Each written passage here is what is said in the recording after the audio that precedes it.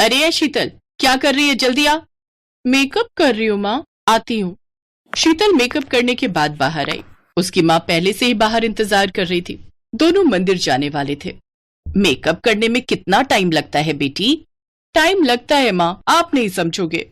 हाँ हाँ, मैं तो बुढ़ी हो गई हूँ, मैं कैसे समझूंगी। लेकिन बेटी, घर का कामकाज भी तो सीखना पड़ेगा, नहीं तो ससुराल जाके क्या करेगी? हाँ, वहां भी मेकअप ही करूंगी माँ। मैं तो एक ब्यूटी पार्लर खोलूंगी। अच्छा, और घर का काम कौन करेगा? नौकरानी रख दूंगी। ब्यूटी पार्लर से बहुत पैसा आएगा। बहुत अच्छा मेकअप करती हूँ मैं। और अगर तेरी सास ने तुझे काम नहीं करने दिया तो सास बदल लूंगी। तू भी न बेटी, कुछ भी बोलती है। अब चलो माँ, देर हो रही है। शीतल और उसकी माँ मंदिर चली गई। मंदिर में पंडित जी दोनों को बहुत अच्छी तरह से पहचानते थे। अरे मंजू बहन, बेटी जवान हो गई है, शादी वादी करवाओगी कि नहीं? हाँ पंडित जी, आपकी नजर में कोई अच्छा लड़का है क्या? है ना, मैं फोटो लेकर आता हूँ घर। उसी बहाने शीतल बेटी के हाथों का चाय भी पी लूंगा। पंडित जी शाम को एक लड़के का फोटो लेकर घर आए।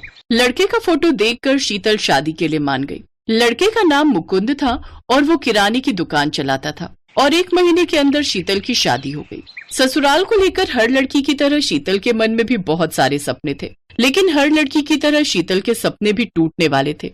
शीतल की सास का नाम बिमला था और वो बहुत खड़ूस थी। बिमला ने शीतल से कहा, बहू, इस घर में हम 4 लोग हैं। मैं, मेरा पति, मेरा बेटा और मेरी बेटी। तुम्हें मिलाकर 5। हर रोज 5 लोगों के लिए खाना बनाना पड़ेगा। खाना? लेकिन मुझे तो खाना बनाना नहीं आता। क्या खाना बनाना नहीं आता? पंडित जी ने तो कहा था कि तुम अच्छी संस्कारी और सुशील लड़की हो। हाँ माँ जी, वो तो मैं हूँ। क्यों, सुशील लड़की होने के लिए खाना बनाना जरूरी है क्या? अरे अरे अरे, ये देख बेटा, तेरी बहू घर आते ही मुझसे जबान लड़ा रही है।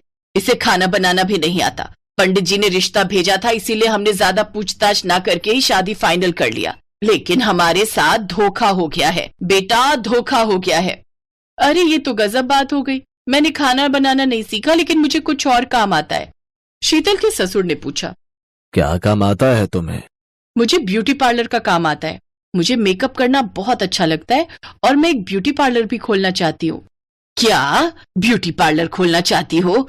हाय हाय हाय, ये कैसी बहू लाई मैं। ये तो बाहर काम पर जाना चाहती है। शीतल समझ गई कि इस घर में उसका सपना पूरा नहीं हो सकता। शाम को जब शीतल रसोई में खाना बनाने की कोशिश कर रही थी, तभी वहां उसकी ननद पल्लवी आई। भाभी लाइए, मैं आपकी मदद कर देती हूँ। अरे ननद जी, बहुत बहुत धन्यवाद। मुझसे तो ये हो ही नहीं रहा था। बस वो माँ को मत बताना, वो सुनेंगी तो मुझ पर गुस्सा करेंगी। एक बात पूछूं पल्लवी, ये तुम्हारे घर वाले मेरे ब्यूटी पार्लर में काम करने की बात सुनकर चिढ़ क्यों गए? ये सब पुराने ख्यालात के लोग हैं भाभी। आप और हम मॉडर्न हैं, हमारे ख्यालात इनसे नहीं मिलेंगे। सच बताऊं भाभी, मुझे भी ब्यूटी पार्लर खोलने का बहुत शौक है, लेकिन मुझे मेकअप नहीं आता अच्छे से। अरे वाह, चिंता मत करो, मैं सिखा दूंगी तुम्हें सब कुछ। और फिर दोनों मिलकर ब्यूटी पार्लर खोलेंगे। एक तरफ से बदसूरत लड़कियों को घुसाएंगे और दूसरी ओर से उन्हें खूबसूरत बनाकर निकालेंगे। पल्लवी शीतल के पास छुप छुप कर मेकअप का काम सीखने लगी। पल्लवी बाहर कॉलेज ट्यूशन जाती थी, उसकी काफी जान पहचान थी। एक दिन पल्लवी ने शीतल से कहा, भाभी एक शादी का काम है, करोगी? अच्छा खासा पैसा मिलेगा। हाँ हाँ, क्यों नहीं। घर पर कुछ बहाना बनाना पड़ेगा। घर पर बहाना बनाकर शीतल और पल्लवी शादी में मेकअप करने चली गईं। उन्हें अच्छा खासा पैसा मिला। लड़कियों को शीतल का काम इतना पसंद आया कि उन्होंने खुश होकर एक्स्ट्रा पैसे भी दिए। कुछ ही दिनों में मैं ब्यूटी पार्लर खोलूंगी, आ जाना सभी। इसी तरह शीतल छुप छुप कर शादियों में मेकअप का काम करने लगी। धीरे धीरे पैसा जमा करके उसने एक छोटा सा ब्यूटी पार्लर खरीद भी लिया। अब बस सामान खरीद कर ब्यूटी पार्लर का काम शुरू करना था। लेकिन तभी यह खबर बिमला के कानों में पहुंच गई। क्या तुमने ब्यूटी पार्लर खोला है? हमारे घर की बहू होकर बाहर काम पर जाना चाहती हो? हाँ, हमने बार बार मना किया था ना, करम जली। मुकुंद ने शीतल को एक थप्पड़ मारा। शीतल नीचे गिर पड़ी, उसका सर दीवार से टकरा गया और उसकी मौत हो गई। अरे बेटा, ये क्या किया तूने? मार कैसे डाला? मैं तो सिर्फ थप्पड़ मारना चाहता था, लेकिन ये क्या हो गया? जल्दी बॉडी को छिपा दो, नहीं तो गड़बड़ हो जाएगी। तीनों ने शीतल की बॉडी को उसी ब्यूटी पार्लर के नीचे जमीन में दफना दिया। पल्लवी घर लौटकर भाभी को ढूंढने लगी तो बिमला ने कहा, भाग गई है वो, अब से इस घर में उसका नाम भी मत लेना। लेकिन अगले ही दिन अचानक से मुकुंद की दुकान पर आग लग गई। अचानक से कमाई का एकमात्र जरिया बंद हो गया। ये पापी पेट लोगों से क्या क्या करवाता है। भूख के मारे बिमला को उस ब्यूटी पार्लर की याद आई। पल्लवी बेटी, तुझे भी थोड़ा बहुत मेकअप आता है ना, जा तू ब्यूटी पार्लर चला। लेकिन माँ, मुझे अच्छी तरह से नहीं आता है। अरे तू 2-3 दिन जा तो सही, सब कुछ सीख जाएगी। पल्लवी ब्यूटी पार्लर में गई, लेकिन उसका हाथ कांप रहा था। उसे ज्यादा कुछ आता भी नहीं था, इसीलिए वो बहुत ज्यादा टेंशन में थी। तभी एक औरत आई। तुम बाल काट सकती हो ना? मेरे बाल ठीक से काट दो, मुझे शादी में जाना है। वो औरत बैठ गई, लेकिन पल्लवी ने डर के मारे कैंची पर हाथ भी नहीं दिया। उस औरत ने आंखें बंद कर ली। तभी पल्लवी ने देखा अचानक से कैंची अपने आप हवा में तैरने लगी और वो कैंची अपने आप ही उस औरत के बाल काटने लगी। अरे ये क्या, ये जादू कैसे हो रहा है? बाल कटने के बाद वो कैंची अपनी जगह पर वापस आ गई। वो औरत बड़ी खुश हुई। अरे वाह, बहुत अच्छा काटा है, ये लो पैसे। पैसे देकर वो औरत चली गई, लेकिन पल्लवी को कुछ समझ नहीं आ रहा था। वो हैरान थी। तभी उसके सामने शीतल की आत्मा आई। पल्लवी, हैरान मत हो, वो मैं थी। मुझे पता था कि तुम घबराई हुई थी, इसीलिए मैं तुम्हारी मदद करने के लिए आई। मैं इसी जमीन के नीचे हूँ पल्लवी। शीतल की आत्मा ने पल्लवी को सब कुछ बताया और उसे इस मर्डर का बदला लेने के लिए कहा। पल्लवी ने पुलिस में खबर की। बिमला, उसके पति और मुकुंद को अरेस्ट किया गया। पल्लवी अकेली उस घर में रहने लगी और ब्यूटी पार्लर चलाने लगी। शीतल की आत्मा उसी ब्यूटी पार्लर में रह गई, क्योंकि वही उसका सपना था और वही जादुई तरीके से लोगों का मेकअप करने लगी। पल्लवी की अच्छी खासी कमाई होने लगी और शीतल भी खुशी खुशी अपना सपना पूरा करने लगी।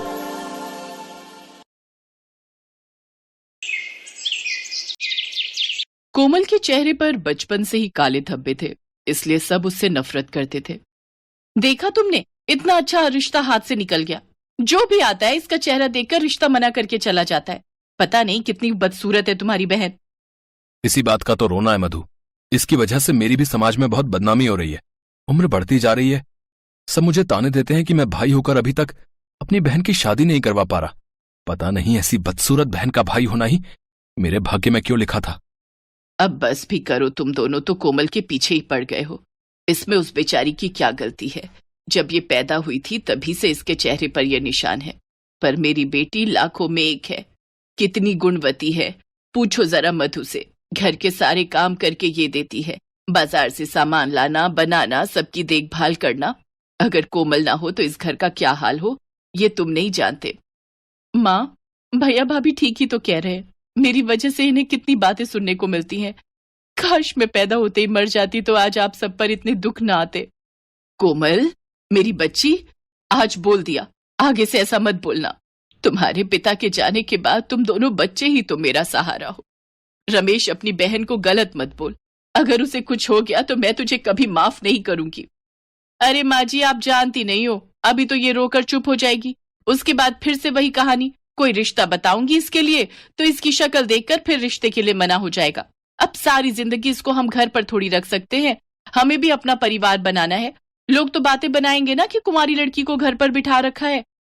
अपने भैया भाभी की बात सुनकर कोमल रोती हुई घर से बाहर चली गई और सड़क किनारे बैठ गई। कुछ देर तक कोमल ऐसे ही रोती रही। उसके बाद घर आई और उसने किसी से कुछ नहीं कहा, चुपचाप घर के काम किए और सो गई।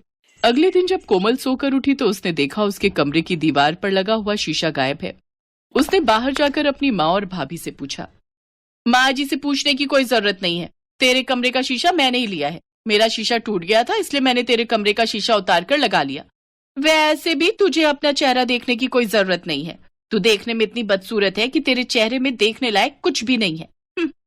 मधु, ये जो तुम्हारा व्यवहार है ना, बिल्कुल भी ठीक नहीं है। कोमल फिर से एक बार उदास हो जाती है। उसे अपने लिए बहुत दुख होता है। कोमल, तू मन छोटा मत कर। तू एक काम कर, तू बाजार से नया शीशा खरीद ला। फिर कहीं आना जाना होता है तो घर में और शीशा नहीं है। कोमल अपनी माँ से पैसे लेकर नया शीशा खरीदने के लिए चली जाती है। तभी एक बूढ़ी औरत भूखी प्यासी कोमल से कुछ खाने के लिए मांगती है। बेटी, कुछ पैसों की मदद कर दो, मेरा पोता बहुत बीमार है। घर में खाने के लिए कुछ भी नहीं है। मेरी बहू मेरी राह देख रही होगी। किसी ने भी मेरी मदद नहीं की। मेरी थोड़ी सी मदद कर दो बेटी, भगवान तुम्हारा भला करेंगे। अब क्या करूं? मेरे पास तो बस ये शीशे के ही पैसे हैं। क्या करूं? या तो इनको पैसे दे देती हूँ, बाद में शीशा खरीद लूंगी। मदद कर दो बेटी, तुम्हें बहुत दुआएं मिलेंगी। ये लो अम्मा, ये पैसे रख लो, तुम्हारे काम आएंगे। जीती रहो बेटी, आज तुमने मेरी मदद की है, देखना तुम्हारे साथ हमेशा अच्छा होगा। बूढ़ी औरत कोमल को दुआएं देकर वहां से चली जाती है। कोमल थोड़ा आगे जाती है तो उसे एक कबाड़ी वाला मिलता है। कोमल देखती है कबाड़ी वाले के ठेले पर एक पुराना शीशा रखा हुआ है। कोमल उससे पूछती है, भैया ये शीशा तुम मुझे बेच सकते हो? हाँ हाँ, क्यों नहीं। मैं तो वैसे भी इस शीशे को फेंकने वाला था, क्योंकि शीशे का फ्रेम टूटा हुआ है जी। कोई बात नहीं भैया, वो तो मैं लगवा लूंगी, पर मेरे पास 20 रुपए ही बचे हैं, अगर तुम इतने का दे सको तो। हाँ ले लो, कोई बात नहीं। मैं तो वैसे भी घर ही जा रहा था जी, जाते जाते 20 रुपए और कमा लेता हूँ। कबाड़ी वाला कोमल को वो शीशा दे देता है। कोमल रास्ते में शीशा दुकान पर बनने के लिए दे देती है और अगले दिन वो नया फ्रेम लगवा कर शीशा घर ले आती है। अगले दिन नहा धोकर जब कोमल शीशे में अपना चेहरा देखती है तो उस शीशे में से एक चमक निकलती हुई दिखाई देती है और देखते ही देखते कोमल बहुत ही सुंदर दिखने लगती है। उसके सारे दाग धब्बे गायब हो गए थे। कोमल हैरान रह जाती है। तभी शीशे में से आवाज आती है, मैं एक चमत्कारी शीशा हूँ। मुझ में ऐसी शक्ति है कि मैं किसी को भी खूबसूरत बना सकता हूँ। मैंने तुम्हें भी खूबसूरत बना दिया। मैं जानता हूं कि तुम बहुत अच्छे स्वभाव की हो और मैं उन्हीं की मदद करता हूं जो दूसरों की मदद करता है। मैं पहले एक जादूगर के घर पर इस्तेमाल होता था। जब मैं टूट गया तो उस जादूगर ने मुझे कबाड़ी वाले को बेच दिया। उसी जादूगर की कुछ शक्तियां मुझ में भी आ गईं। और जब मैंने देखा कि तुम अपने रूप को लेकर बहुत दुखी हो तो मैंने तुम्हें खूबसूरत बना दिया। हाँ, मैं तो सचमुच बहुत सुंदर हो गई हूँ। माँ देखो, ये चमत्कारी शीशा है, इसने मुझे सुंदर बना दिया। ये तो सच में चमत्कार हो गया। कोमल तू कितनी सुंदर हो गई है। अच्छा, तो ये चमत्कारी शीशा है। वाह कोमल, तेरी तो किस्मत ही बदल गई, तू तो बहुत सुंदर हो गई। चलो अच्छा है, अब इसके लिए अच्छे घर के रिश्ते भी मिल जाएंगे। हाँ, ये तूने सही बात कही। अब हम कोमल के लिए कोई अच्छा रिश्ता ढूंढ लेंगे। एक दिन कोमल को बहुत बड़े घर का रिश्ता मिल गया। वो लोग बहुत पैसे वाले थे। लड़के की माँ अपने बेटे और बेटी के साथ कोमल को देखने के लिए पहुंची। लड़के ने कोमल को देखते ही पसंद कर लिया और दोनों के रिश्ते की बात हो गई। हमें आपकी कोमल बहुत पसंद है। वैसे तो हम अपनी गरिमा की शादी पहले करना चाहते थे, पर गरिमा के चेहरे पर ये निशान है जिसे देखकर कोई भी लड़का रिश्ते के लिए हाँ नहीं कहता है। इसी कारण हम अपने बेटे की शादी पहले कर रहे हैं। आप चिंता मत कीजिए, मेरे पास एक चमत्कारी शीशा है जिसमें देखने से गरिमा बहुत सुंदर हो जाएगी। आओ गरिमा, मेरे साथ आओ। कोमल गरिमा को अपने साथ कमरे में ले जाती है और उसे शीशे में देखने के लिए कहती है। गरिमा जैसे ही शीशे में देखती है वो बहुत सुंदर हो जाती है।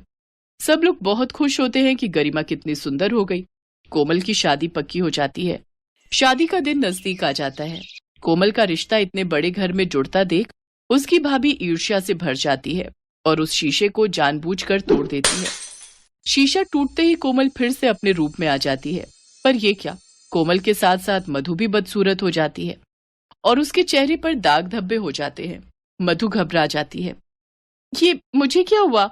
मेरा रूप रंग कहाँ गया? मैं बदसूरत कैसे हो गई? मैं तो कोमल से भी ज्यादा बदसूरत हो गई।